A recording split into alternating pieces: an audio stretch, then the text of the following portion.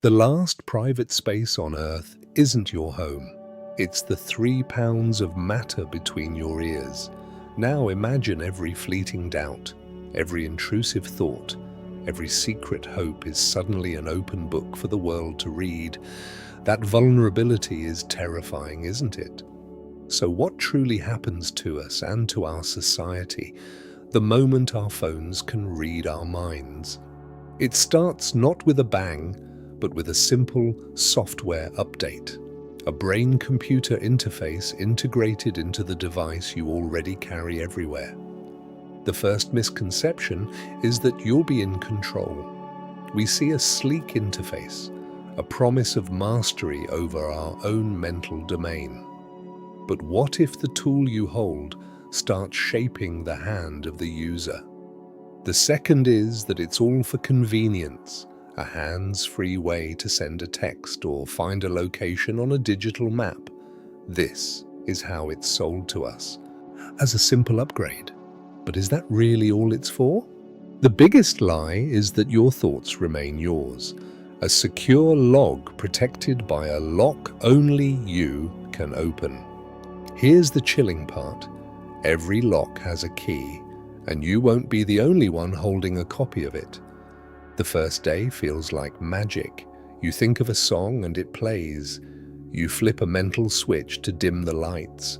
You glance at your mental calendar, instantly recalling an appointment. It feels like you've been given a superpower. You sit across the table from someone you love, and for the first time, you don't need words.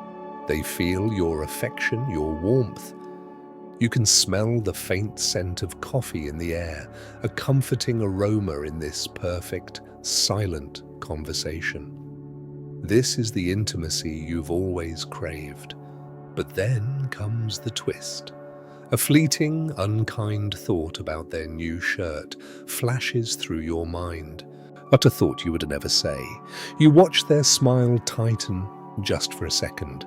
The device didn't just share what you intended, it shared everything. How do you apologize for a thought you never meant to have?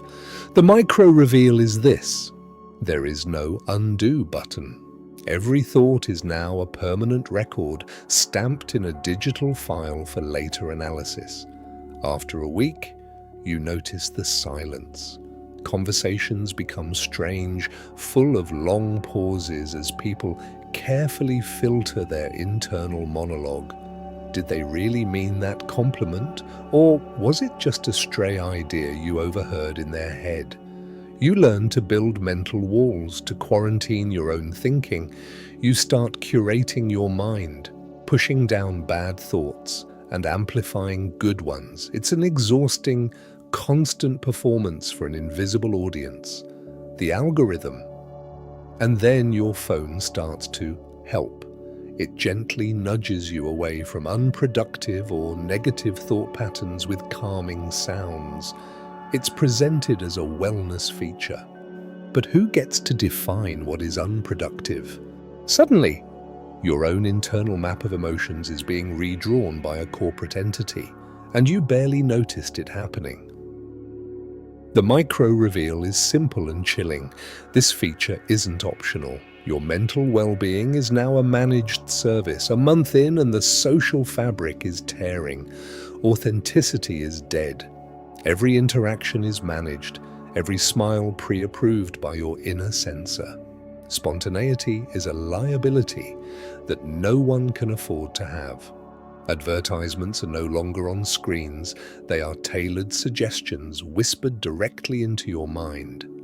You think thirsty, and an ad for a specific soda brand blooms in your consciousness. There is nowhere to look away. And here's the scary part. Your employer now requires cognitive monitoring for productivity. Your focus, engagement, and even your loyalty are tracked in real time on a dashboard. A bad day is no longer just a bad day. It's a black mark on your permanent record. Your entire mental calendar is now optimized for corporate efficiency. So, what happens when your mind is no longer your own private workspace? The micro reveal. Your thoughts are company property from 9 to 5. After 1 year, society has split into two camps, the linked and the statics. The statics, who refuse the interface, are ostracized. They're seen as unpredictable, inefficient, and untrustworthy characters from a bygone era. Job applications and loan approvals for the linked now include a COG score, a rating of your mental stability and positivity. A low score, reflecting anxiety or dissent, can lock you out of society. Your own feelings become your biggest liability. The twist is subtle but profound. Language itself starts to degrade. Why use poetry or nuance when pure thought can be transmitted instantly? Art, complex debate, and storytelling begin to fade into quaint relics. Has humanity flipped a cultural switch, trading the richness of language for the barren efficiency of a hive mind? The micro-reveal is chilling. New generations are losing the ability to understand symbolic communication. The great books of the past are now indecipherable. A decade on, the world is quiet. Public spaces are silent, filled with crowds communicating telepathically. There is a veneer of perfect harmony, a world without arguments. But underneath, it's a world of total surveillance. Dissent is literally unthinkable. A pre-crime division monitors the cognitive stream for seditious thoughts. Before you can even finish planning a protest, your profile is flagged and recalibration agents are dispatched for a friendly chat. The most terrifying twist isn't the oppression, but the quiet acceptance. People born into this world don't miss a privacy they never had. The very idea of a private, unjudged thought seems alien, even selfish to them. Have we traded freedom for comfort, and was it even a conscious choice? The micro-reveal is that history itself is being rewritten. Digital textbooks are quietly altered, erasing the very concept of mental privacy from the past. Intimacy becomes a paradox. You can share your deepest love for someone, but you can't hide your fleeting annoyance when they chew too loudly. Relationships become brittle, unable to withstand the raw, unfiltered truth of the human mind. Strangers on a bus are no longer anonymous, just a sea of silent judgment. You see a help wanted sign, but feel the crushing anxiety of 50 other people who need that same job. The very concept of self erodes. Are you your curated thoughts or the messy ones the device broadcasts? People develop thought personas, mental masks for public consumption. And a glowing poster advertises a mental wellness app. But in reality, those with depression are simply flagged as cognitively dissonant. Their access to opportunities is quietly throttled. Is this the price of progress? Democracy crumbles. How can you have a secret ballot when your vote can be read from your mind? Rallies are silent, replaced by mass telepathic messaging from leaders that bypasses critical thought.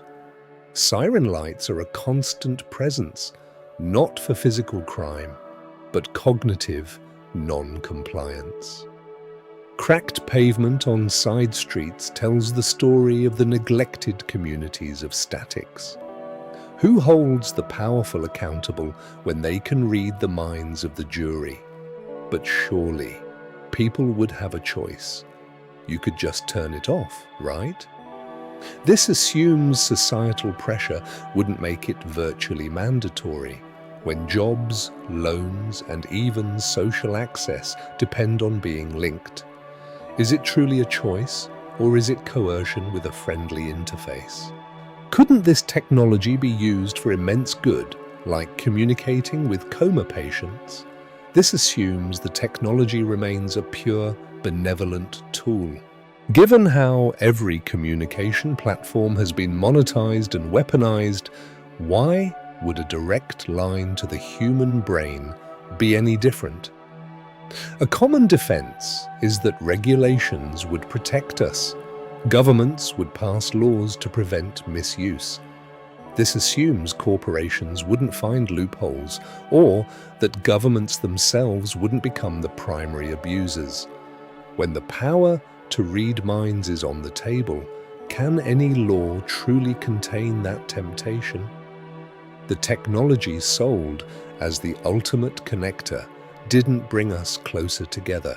It just trapped each of us in a perfectly transparent cage. The last frontier of privacy isn't in our world, but within our own minds. What intrusive thought would you be most terrified of sharing with the person next to you right now?